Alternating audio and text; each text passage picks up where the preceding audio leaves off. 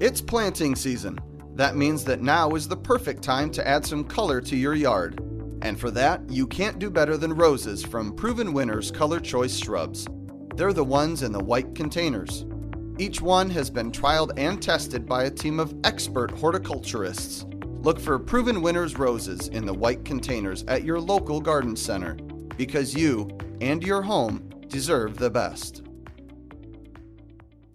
In the 4 weeks between the Republican convention and the Democratic primary, Republicans have to spend, I think, a lot of money essentially introducing their candidates, putting out into the atmosphere a description of their candidates. And if they don't do that, they've essentially wasted the 4-week advantage that they have. On this episode of Transition Virginia. He can say, no, it's Terry, it's Ralph, it's the other side who's extreme, not me. The Republican statewide ticket for 2021. I think this is an issue that we are going to hear about until Election Day. We're joined by Jackie DeFusco of WRIC in Richmond. Republicans could have more diversity than Democrats, which would be, an interesting twist. And Quentin Kidd at Christopher Newport University. We polled the Republicans in February. Glenn Younkin polled 0% support. Moving from the convention into the fall campaign season. Republicans are going to have an uphill battle in all of these races. Republicans are going to have a hard time if the ticket is not speaking in a unified way and sort of running as a ticket. They're going to have to do a lot of work just to make themselves appealing to voters who have now rejected them 3 or 4 election cycles in a row. On this episode of Transition Virginia. 15 minutes could save you 15% or more. Oh, that's a cheer we used to do in softball. What? It's actually Geico's. Whenever someone hit a triple, we would wave our bats and yell, 15 minutes could save you 15% or more. But we never got to use it because we would only hit home runs. Annoying. The phrase is from Geico because they help save people money. Geico? Yeah, they were our team sponsor. Geico. 15 minutes could save you 15% or more.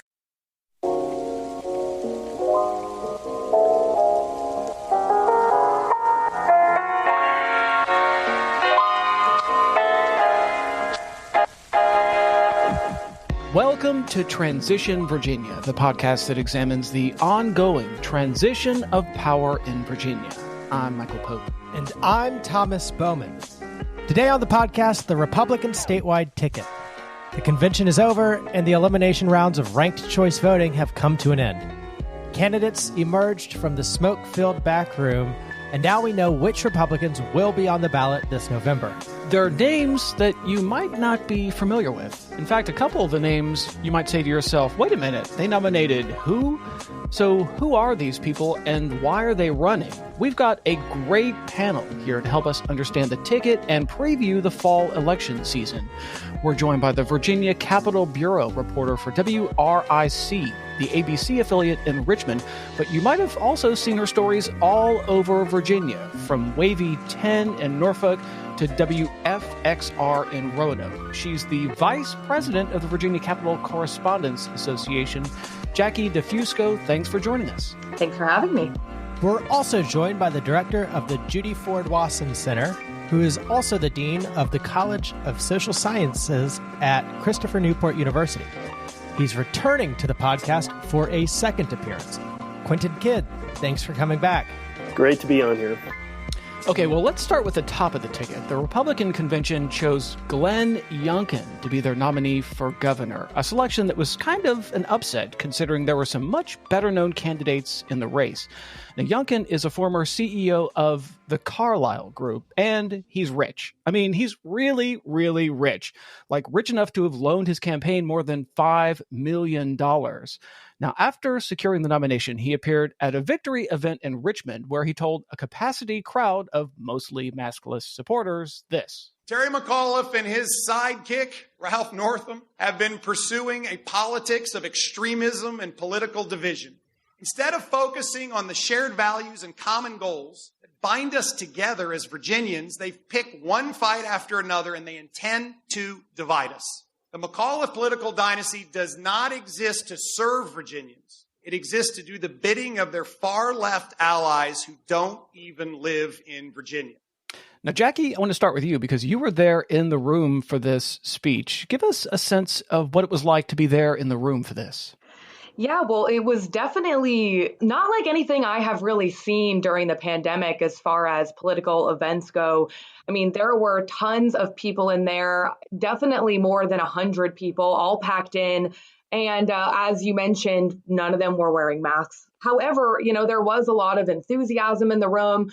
Kirk Cox and some of the other opponents were there kind of showing support for Yunken after he took the nomination. So I'd say it was, as I said, notably different than any other campaign event I've really been to since the pandemic started, and definitely a notable departure than the way that Democrats have been campaigning. It's interesting what Yunken chose to say then, the night of his victory speech, and then over the next day or two after that. So the night of the victory speech was sort of the red meat to the 25 to 30,000 people who participated in this convention process. And then immediately the day or two after, he made comments. For example, he had been asked by reporters over and over again, did he think that Joe Biden was the legitimately elected president? He refused to answer. And then, within 24, 36 hours of winning the nomination, he says, well, of course. And so it signaled to me the rapid shift that he recognizes he's going to have to make for a fall election. And also, quite frankly, he's a blank slate to so many Virginians. I'd be willing to bet you that 99% of Virginians wouldn't have been able to pick who he was if you gave him three choices. And so he has the opportunity to introduce himself to Virginia voters, and he recognizes that, and it looks like he's trying to do that very quickly. On the night of the convention, Glenn Younkin's strategy seemed to be, or his message was, I know you are, but what am I? Accusing Terry McAuliffe and Ralph Northam, who have been anything but extreme and anything but politically divisive, as being so. It really is kind of a preview what the accusations are going to get thrown around, and he's trying to throw up a wall so that when he gets accused of supporting the big lie, being a divisive candidate, being extreme, that he can say, no, it's Terry, it's Ralph, it's the other side who's extreme, not me. This kind of mirrors Republican strategies nationwide at this point, is to accuse the opponent of doing exactly what you're doing before they can point it out about you.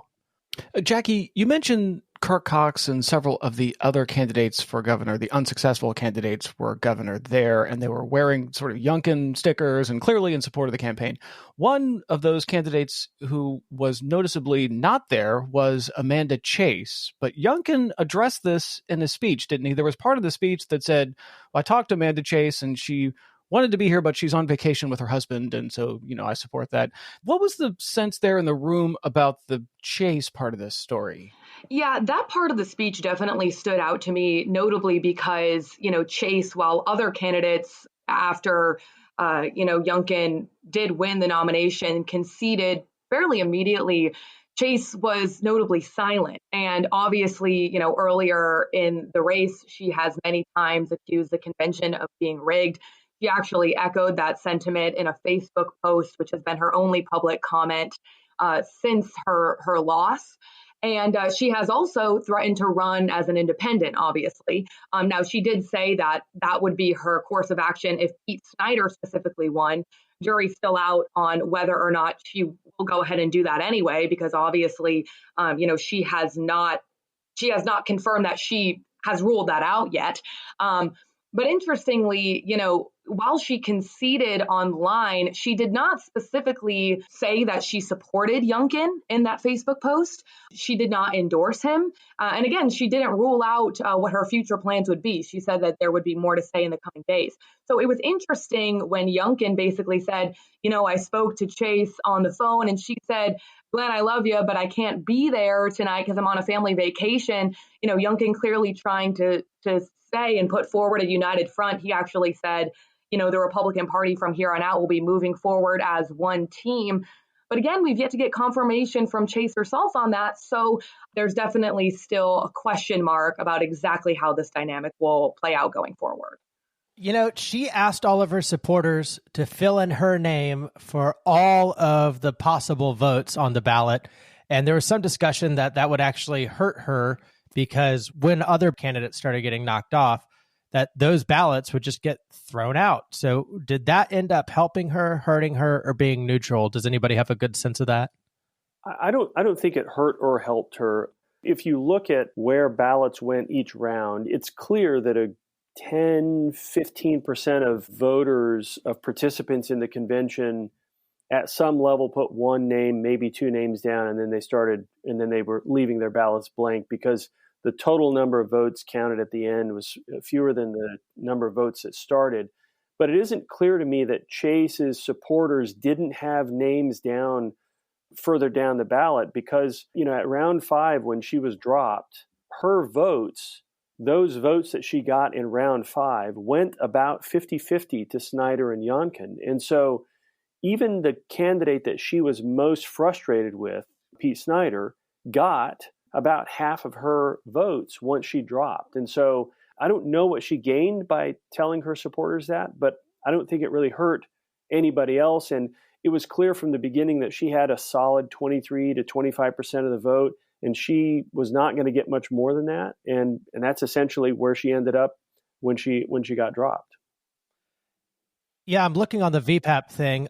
Nearly 2,000 voters, 1,800 of them, had no choice, which means that they voted for a candidate who had been eliminated, or they only voted for candidates who had been eliminated. So 1,800 votes more than would have been enough to swing this election one way or the other had they not done that.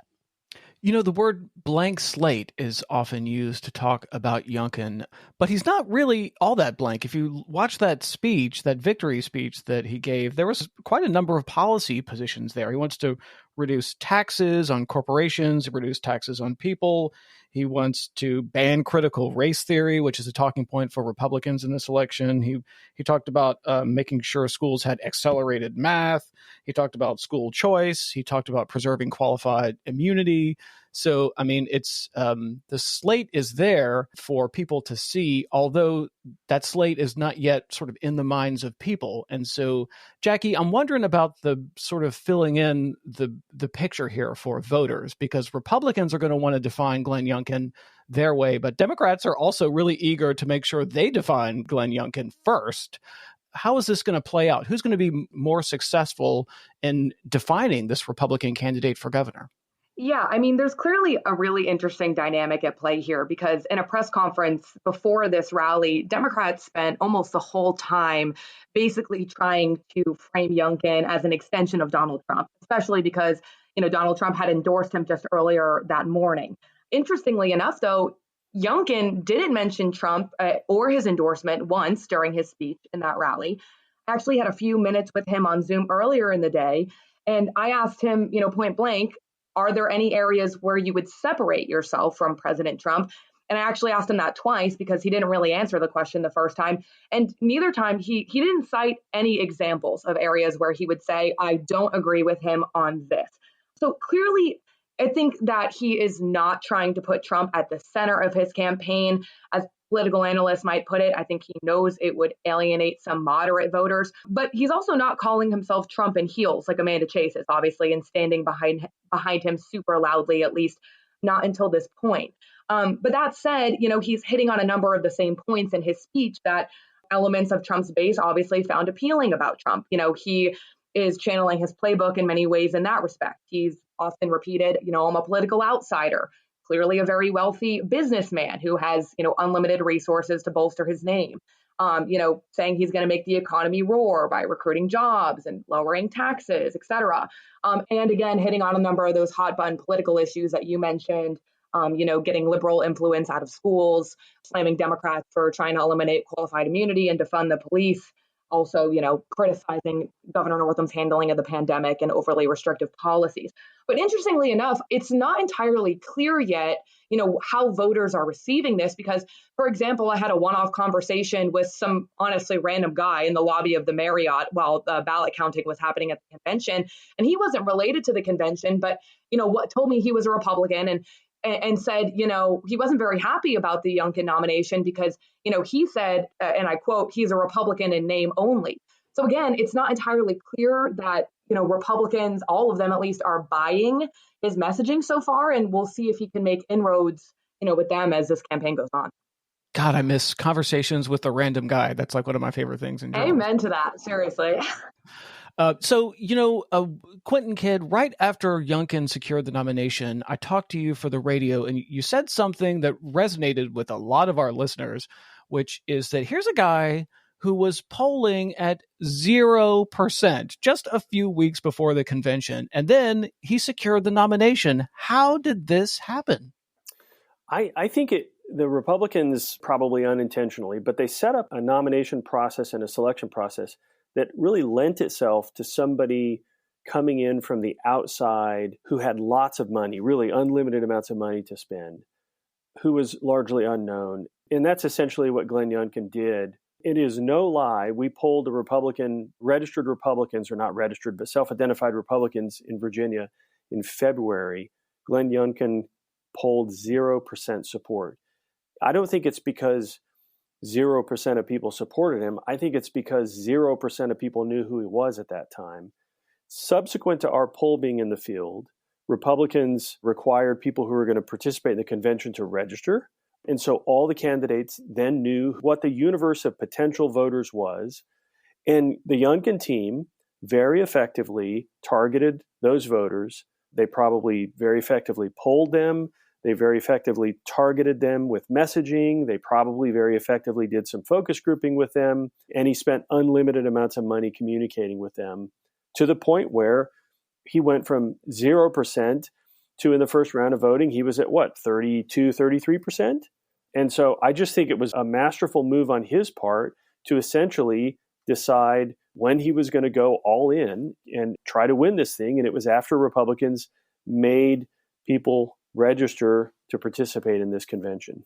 So what do we think about what happened to Kirk Cox? Cox is somebody who had planned to run statewide for quite some time. He'd always been seen as an ardent conservative, served in the House for nearly 30 years or more. Is this a collapse of Kirk Cox, who now has no future in politics, or are we going to see more of him in the future? I have to say I was surprised to see him drop out first. I mean, speaking to political analysts when Kirk Cox first announced his bid, I think the consensus was that, this guy who has, such a lengthy career in Virginia politics isn't going to enter a race that he can't win or that he thinks he can't win. Obviously, that's not ultimately what happened. We saw him try to make some inroads with voters who might not have him as his first choice. Notably, he put out that campaign ad asking people to put him down as their second choice. I don't know how effective that was for him. But, I haven't spoken to Cox specifically about what his political future might hold.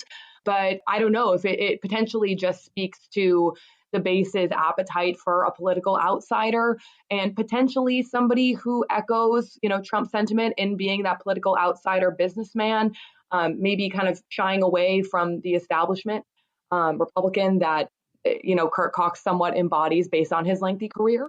But yeah, I'm not in the business of political opinion, so that's as far as my analysis will stretch on that one. Well, who is in the business of political analysis is Quentin Kidd. So let me ask you, here's this guy who's been around for, a generation and, widespread name recognition, and he knows all the players in terms of the, convention politics and getting the delegates.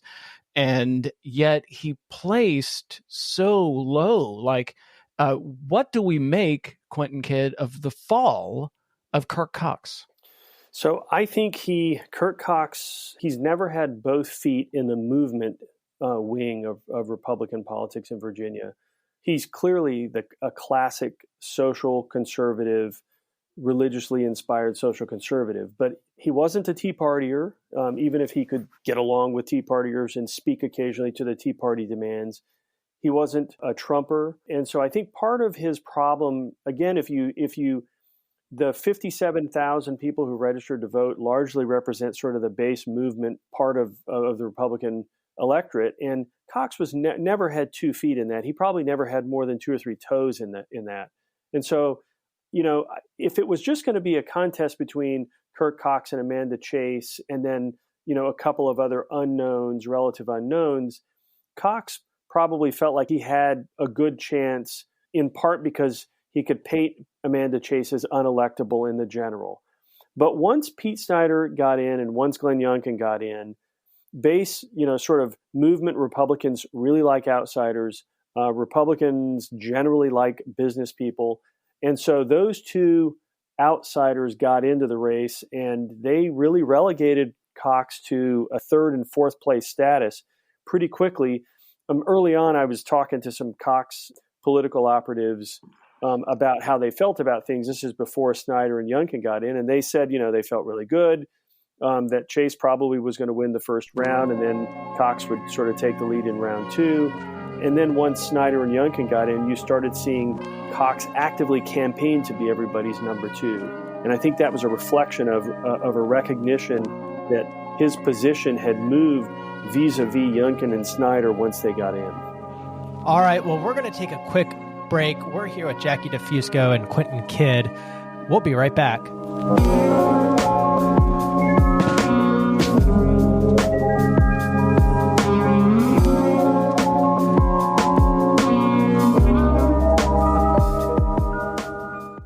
And I'll tell you what doesn't help is when we have reporters like Michael Pope from WVTF.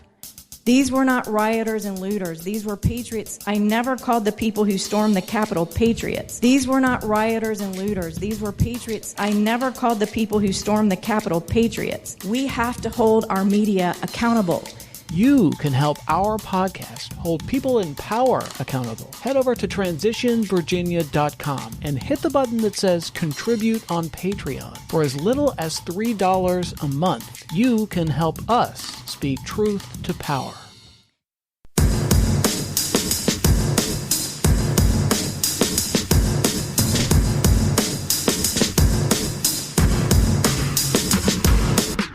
And we're back on Transition Virginia. We're talking about the Republican statewide ticket. And next up is the candidate for lieutenant governor. Now, you might not have heard much about Winsome Sears yet, but she could end up being the breakout star of this election in much the same way that E.W. Jackson stole the show back in 2013.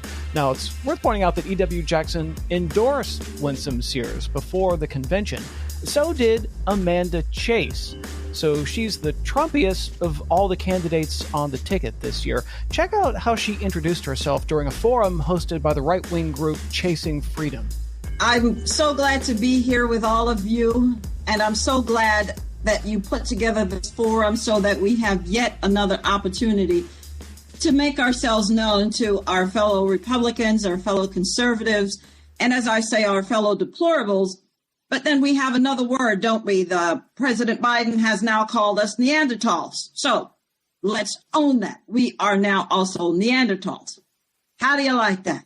How do you like that, Quentin Kidd? So she represented a House district out there in Hampton Roads a long time ago, right? Who is Winsome Sears, and what should voters know about her heading into the fall election cycle?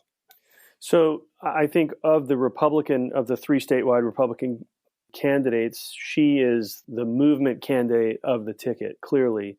She served a term in the House of Delegates. She won and knocked off a longtime Democrat in Norfolk in 2001 and represented a district in Norfolk for a couple of years, one term, I believe, if I remember right.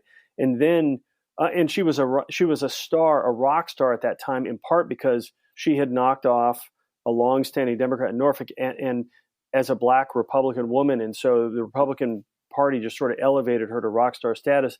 She then tried to translate that rock star status into a challenge of Congressman Bobby Scott and lost pretty miserably to Bobby Scott in a general election in 2004, and then sort of disappeared from politics for a while, and then popped up again a few months ago when she decided she was going to run for lieutenant governor. I believe that she's moved away from Norfolk. She lives in Winchester now, so she's not a Hampton Roads candidate anymore regionally. So the real challenge, I think, for this Republican ticket as it relates to Winsome Sears is, does the Republican ticket allow itself to be defined by Winsome Sears? Yes or no? And is Winsome Sears able to thread the needle a little bit better than E.W. Jackson did in terms of speaking to Republican base voters and then speaking to what we all recognize Republicans need if they're going to win, which is sort of suburban voters in Northern Virginia and Henrico and Hanover counties and in Chesapeake and Virginia Beach, who, all things being equal, don't really care what party's in power. They just want government to do things and do them well, but not do too many things. Can Winsome Sears speak to those suburban voters? And if she can, then elevating her on the ticket her voice on the ticket is probably a good thing. But if she starts going off the rails like E.W. Jackson did when he was a lieutenant gubernatorial candidate for Republicans, the challenge is going to be to de-elevate her voice on the ticket, or you risk having that ticket splintered. And Republicans are going to have a hard time if the ticket is not speaking in a unified way and sort of running as a ticket. Yeah, shout out to Transition Virginia regular Matt Hall. He called this election for Winsome Sears long before anybody else that I'm aware of. At the time, I remember saying, there's no way she's a nobody today. And here she is, the statewide nominee for lieutenant governor for the Republicans. So I guess good for her. Jackie, is there anything else that we need to know about Winsome Sears? Yeah, well, I'll say I haven't actually personally interviewed Sears at this point, but obviously, I've seen the elements that she's put online to bolster her campaign. And, some of the things I think that just stand out to me is that she spent a lot of time really selling this story of her father moving to the United States, height of the civil rights movement, and how he saw it as a land of opportunity despite his race. And, at a time where a lot of people are talking about systematic racism, some going as far as to call the United States inherently racist, she's spending a lot of time countering that message and saying she still believes in the America that accepted me as an immigrant and gave us a shot at the American dream, and that she was raised in a country where her character mattered more than political party. So notably, though, I think it's somewhat interesting that in a campaign where there's a lot of talk about criminal justice reform and police reform, as an African-American woman, she has spent very little time, at least as far as her online presence, bolstering any sort of ideas in that area, even though apparently, she does work leading a men's prison ministry. Other than that, I think she sold herself in a number of other ways. Obviously, she's an ex-Marine. She sells her 100% record on defending the Second Amendment. Her campaign sign featured her holding a very hefty gun. So, to those who want to see that, she certainly checks that box. She's a mother with pro-life views. She's a small business owner. And so I think she's definitely trying to tap into that angst that many Republicans feel about, what they would consider overly restrictive business measures during the pandemic.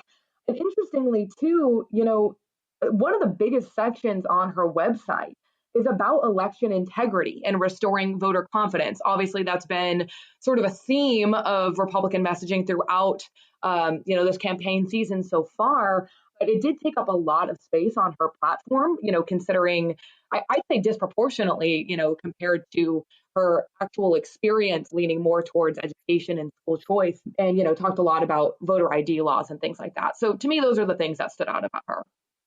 One issue you hear Republicans talk about on the campaign trail a lot is critical race theory. In the previous segment, we talked about how Yunken mentioned elimination of critical race theory in his acceptance speech, the nomination acceptance speech. And if you listen to our previous episode on the Republican candidates for lieutenant governor, that was a theme that several of those Republican candidates for governor talked about critical race theory and how it posed a danger to Virginia school children. Quentin Kidd, Winsome Sears brings something different to the conversation about critical race theory, which is that she is an African-American woman talking about the dangers of critical race theory. What do you make of this issue? Is this an issue that actually is going to resonate with voters, and can she actually bring something new to this conversation? Well, she certainly can bring something new to the conversation because she's a Black immigrant who has been Actually, can I put you on pause? I screwed up actually because I called her an African American woman. She's not an African American woman. She's a Black woman. Actually, I was speaking to a professor at VCU yesterday who made that point to me. Is that her immigrant background is from Jamaica, right? Okay, so if you're from Jamaica, you're not African American, but you are Black, right? So I totally said that earlier as well. I don't know if there's a way to. Yeah. Well, I mean, this is important stuff, and our listeners actually should be aware of the language here, because this is important. That here's this Black woman talking about critical race theory, and is she going to bring something new to this conversation of critical race theory? The short answer to that is yes, simply because of who she is. She's a Black immigrant to America. She immigrated to the United States from Jamaica. She's served the country in the Marines. She's highly educated. She by all measures, she's a good, productive citizen in society. And so her voice in that conversation is meaningful for that reason, if no other reason. However, I think a lot of things that Republican candidates are talking about right now simply won't resonate in the fall, because you're talking about the difference between speaking to a slice of conservative voters, a very small slice, less than 0.5%, who are really deeply a part of a conversation that the rest of America is likely not having about critical race theory and about election integrity and things like that. The candidates are going to have to broaden their discussion points and their message as we go into the fall. They're going to have to talk about things that the general electorate is going to get motivated by and care about, while they're also keeping their base motivated. So you'll still hear conversations about critical race theory and things like that, but you're going to have to hear the conversation broaden in the fall to things like, transportation and education and stuff like that. And so I think we'll hear less of this sort of stuff after we get through the lull of the summer. And if there is a special session of the General Assembly in late July, early August, if that carries on for a week or two, after that, we'll start hearing the general election messages. And I would be willing to bet you it'll be more than just things like critical race theory. Quentin, is there any Democratic candidate for lieutenant governor who Winsome Sears could flip the script on and potentially beat? Look, I think of the 3 statewide elections that we've got this fall, the lieutenant gubernatorial election is the one where I just am not sure that Democrats feel as comfortable about as, not that they feel comfortable about anything right now, but I think Democrats, if Terry McAuliffe is the gubernatorial nominee, I think they get that McAuliffe can make a good run of it. He's got resources. He's a seasoned campaigner. Mark Herring, if he's the nominee, or if Gerald Jones is the nominee for Attorney General, either one of those they feel like would be a solid candidate. But the lieutenant governor field is 6 people who are largely unknown. And so in that sense, Winsome Sears also is largely unknown. And so if you put 2 largely unknowns against one another, I think it's anybody's race. Democrats, especially establishment Democrats, clearly think that Hala Ayala is going to be the better candidate in the general election. But that doesn't mean that she would be, and that doesn't mean that she'll win the Democratic primary. So I think your question is a good one, because I don't know that anyone has a clear answer to it. That is a really good question, Thomas, because the LG Democratic primary is so wide open, it's really interesting to think of the Republican nomination actually influencing the choice of Democrats. Jackie, do you think that when Democrats go to the polls in June, that they might actually be influenced by the decision of, okay, so who are we going to put up against Winsome Sears? I mean, I don't know. I mean, I think, to Quentin's point, I think a lot of these candidates don't have a ton of name recognition to begin with. And, neither does Sears. So I'm not entirely sure that the average voter would, be taking that too much into consideration personally. But, it's not clear. I will say Sean Perryman immediately started talking on social media about how he, as a Black man, could be a formidable challenge to Winsome Sears. And so some of these candidates on the Democratic side are trying to pivot already around who they know the Republican nominee is. I haven't seen a lot of that from other candidates. I would tell you a fascinating matchup that I would just be fascinated just because of what it looked like is a Sam Rasool versus Winsome Sears. You have a Muslim man from Southwest Virginia going against a Black woman immigrant who's a Marine Corps veteran. It would just be a fascinating race that was sort of a window into the new demographics of Virginia. I was going to say, too, I think that there does put some pressure on the Democratic Party to choose, a candidate with a more diverse background in the lieutenant governor slot, because I think I saw somebody tweet out the other day, this ticket does potentially mean that Republicans could have more diversity than Democrats, which would be, an interesting twist. So, while I don't know that will influence voters, I do think it's definitely has to be something that, party leaders are considering at this point. All right, well, we're going to take another quick break. We're here with Quentin Kidd and Jackie DeFusco. We'll be right back. At Facebook, we've tripled our safety and security teams and invested billions to keep our platforms safe. What's next? We support updated internet regulations that set clear rules for addressing today's toughest challenges. Learn more at about.fb.com/regulations. Hey, you. Yes, you. You're listening to Transition Virginia right now, and you're probably a fan of the podcast, right? Well, then rate and review, like Trevor Sutherland. 1 star. The only time I listen is when I'm on. That's not really what I was thinking. Well, how about this review from Richard Krause? This piece of shit podcast, I wouldn't even rate 1 star. Come on, listeners. I know you can do better than that. Hit the pause button right now and give us a quick review.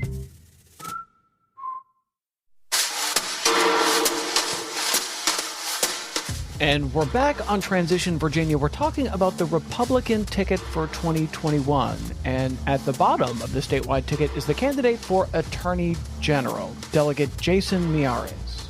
I've been in the battle for public safety on the front lines. First as a prosecutor, where I took violent criminals and predators off our streets. And now as a lonely voice of reason in Richmond, where a ruling liberal elite has gotten completely out of control. They've dramatically reduced the amount of time violent criminals will spend behind bars. They pushed a law to make it possible for criminals to sue police officers into bankruptcy. They've even watched as violent criminals have been released by a politically motivated parole board in desperate need of reform. So it's interesting that Miyares is your establishment candidate. And if you think about the trio here that we've got one person who is clearly establishment in the AG slot here. We've got a Chase supporter in the LG spot, and we don't have Chase at the top of the ticket, but we have this, rich businessman who went from zero to candidate and, nothing flat. So Jackie, Jason Miyares represents this kind of the more Republican establishment part of the ticket. Is that going to help the ticket? Do you think that Miyares will bring in those voters that, might be skeptical of Yunken being at the top of the ticket? Right. I mean, I think either way, Republicans are going to have an uphill battle in all of these races. So I'm not sure if him being an establishment candidate will, inspire more confidence among that traditional base. However, I will say, Miyares is definitely one of the caucus's point people when it comes to talking about criminal justice reform. He is usually the person that they have out front, at least on the House side, talking about the parole board controversy and, the release of a number of violent criminals without proper transparency, as, the Office of the Inspector General has reported. He's often out front, criticizing efforts to end qualified immunity. And so, when it comes to these issues of police reform and criminal justice reform, he's definitely a familiar face for people who follow state politics closely. And so I think, between the name recognition, that could bring some comfort, I think, to traditional voters. Quentin, is Jason Miyares going to do better against A.G. Herring or Jay Jones if they are the nominee? That's a really good question. I think it would be a different kind of matchup if it was a Miyares-Jones race versus a Miyares-Herring race, in part because I think Jones might take Miyares to task, might sort of confront him head on some of the things Miyares wants to run on. It looks to me like he wants to run as being sort of Virginia's top cop, which is kind of a traditional way Republican attorney general candidates want to run. And Mark Herring for 2 terms, and I think Jay Jones would also continue this, has run more on a social transition and social change kind of policy-oriented attorney general's office rather than the top cop. But Herring would be in a position of having to defend things that he's done. I think Jones would be in a position of essentially saying, I didn't do those things, but if you find problems with them, I'll sort of challenge you on those problems that you find with them, and I'll one-up you. I want to do more, in fact. And so I think a Jones-Miyares matchup would be a matchup that dealt with a contemporary debate between the two parties, whereas a Miyares-Herring matchup would be a challenge to what Herring has done and a defense of on the part of Herring for what he's done. So I think they would end up being 2 different kind of races, really. Jackie, you mentioned that Miyares is often the person out front talking about the parole board issue. And we heard Miyares in that soundbite talk about the parole board issue. I'm wondering what that's going to look like in this campaign. I get the sense that Republicans really want this to be an issue, and they've talked about it a lot. I'm not sure it's really broken through to the average voter yet. Do you think this issue is going to be sort of at the top of what voters are thinking about, or is this going to break through to the conversation at all?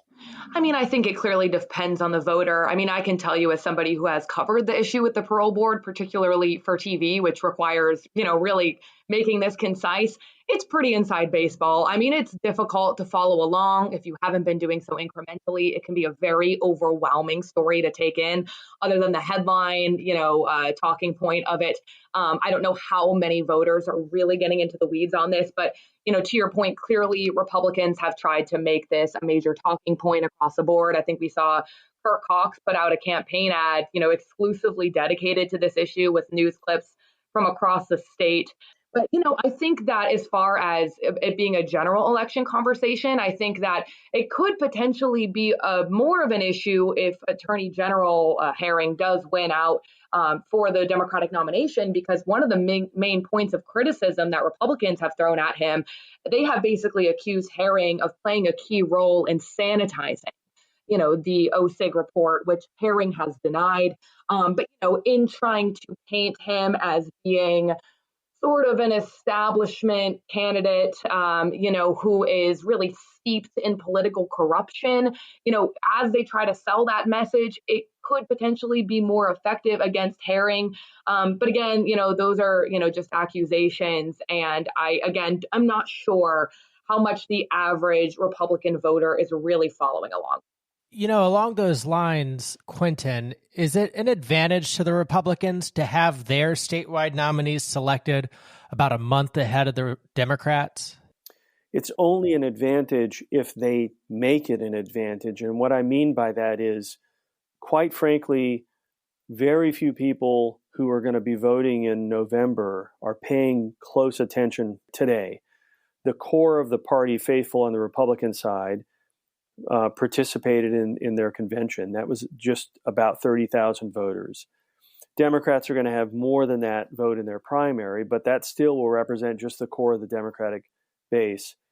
So in the 4 weeks between the Republican convention and the Democratic primary, Republicans have to spend, I think, a lot of money essentially introducing their candidates, putting out into the atmosphere a description of their candidates.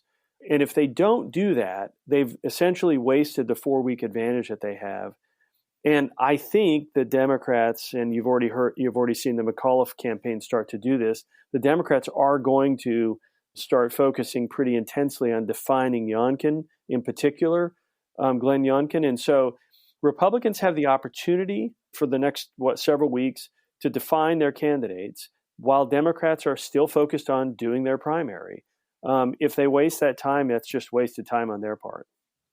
So there's one more thing about Miyares that I want to make sure that we hit on, which is embedded in his name, Miyares. He also has an immigrant story. His family is from Cuba, And I'm wondering how that's going to play out in the election. So we've got one candidate who has an immigrant story from Jamaica, another candidate who has an immigrant story from Cuba. Quentin Kidd, what does that say about the Republican ticket, and how are they going to use that on the campaign trail?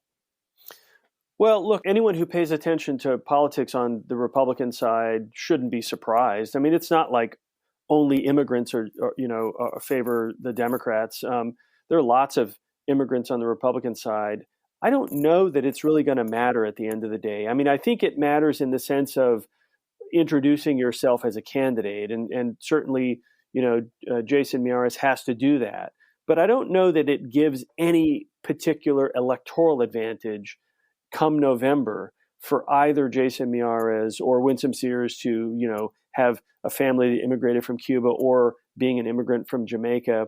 I think at the end of the day, voters are going to vote on larger debates, policy-oriented debates between the candidates. And if the personal biographical story in some way amplifies the larger policy debates that are being had, then it helps. Beyond that, I think it's just a part of their biography. One more question, which is, Jackie mentioned this, and we also heard Miyares talk about it in the sound clip, which is qualified immunity. The Republicans are against it, and they've been really clear. Yunken is on the record now being against reforming qualified immunity. In other words, Yunken is for preserving qualified immunity forever, is what he said in his speech. And then Miyares, of course, is also for preserving qualified immunity. Jackie, clearly, the Democrats want reform here. They have not been able to do it so far, but they're hoping after this election they might have some success. How do you think that issue is going to play out on the campaign trail this year?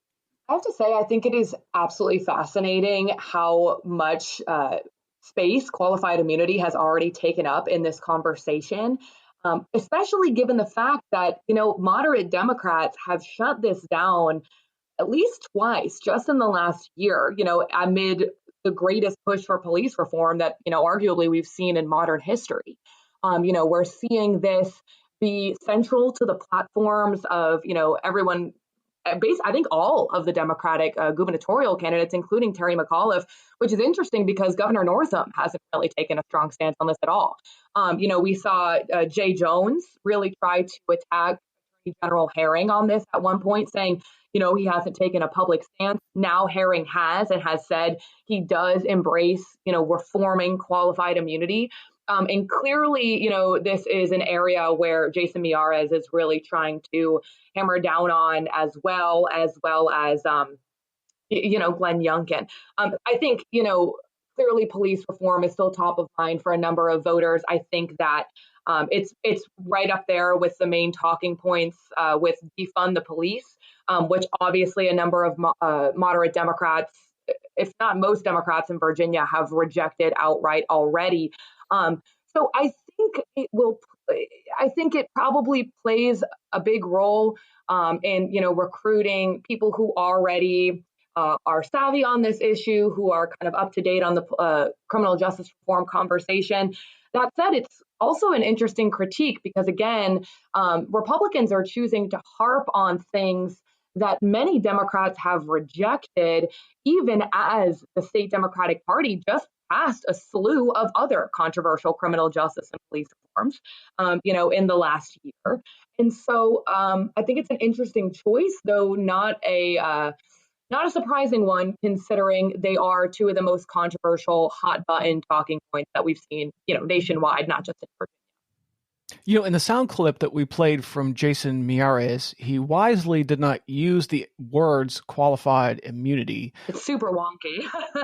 Which is super wonky, and it sort of resonates with listeners to this podcast, but for voters, they'll say, what? So the way he said it actually was pretty clever, which is they've pushed a law to make it possible for criminals to sue police officers into bankruptcy. So sort of framing the issue without even using the words qualified immunity. Quentin Kidd, is that going to play with voters? Yeah, so I think this is an issue that we are going to hear about probably until Election Day. And I think Republicans, from Yunken down will talk about it for this reason. Republicans and Republican voters are uniformly opposed to any changes to the qualified immunity laws as they exist. Democrats, on the other hand, are largely divided. As Jackie mentioned, the moderate side of the Democratic coalition is opposed to it. The Wason Center had a forum the other day with Senator Tommy Norment and Senator Dick Saslaw, the majority and minority leaders. And Dick Saslaw made it clear that as long as he's in the Senate, he's going to be sort of a brake tapper on a lot of things, a lot of issues like this. And so it's great for Republicans candidates to push an issue like this, because when you push something like this, you're going to get a response from the progressive side of the Democratic electorate and their candidates who want to see the reform. And then you're going to get the moderate side of the Democratic coalition saying, well, no, we don't really support that. And so you elevate an issue that your voters care about, and in the process of doing that you create a wedge among Democrats. And so I think we'll hear this about this issue from here until Election Day. Yeah, and speaking of Election Day, over 60, almost 70% of all likely voters in Virginia support the Democratic position on the policy issues that get people out to the polls.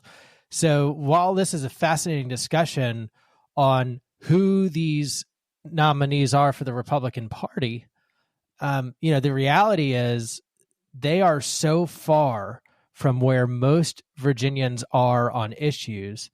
They're going to have to do a lot of work just to make themselves appealing to voters who have now rejected them 3 or 4 election cycles in a row.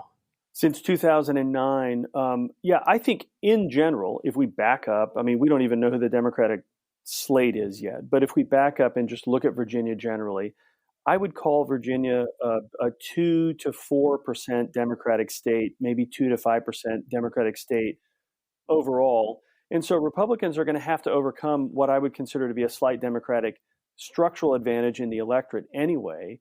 And then on a lot of the issues Democrats in the General Assembly have pushed in the last session, 2 sessions, and special sessions, there is widespread support among registered voters for those issues. However, not every registered voter turns out and votes in November. And so it's really a matter of who turns out to vote and what those voters care about that's going to make the difference in November between whether we have a Republican governor or a Democratic governor come next January. So that's all for this episode. Support us on Patreon or send us an email to transitionvapodcast@gmail.com. Like and follow @TransitionVA on Twitter and anywhere pods are cast. Read the transcripts at transitionvirginia.com, and special thanks to Emily Cottrell for figuring out what the heck we're saying. Thanks for being on the transition team. We're your hosts, Thomas Bowman. And I'm Michael Pope.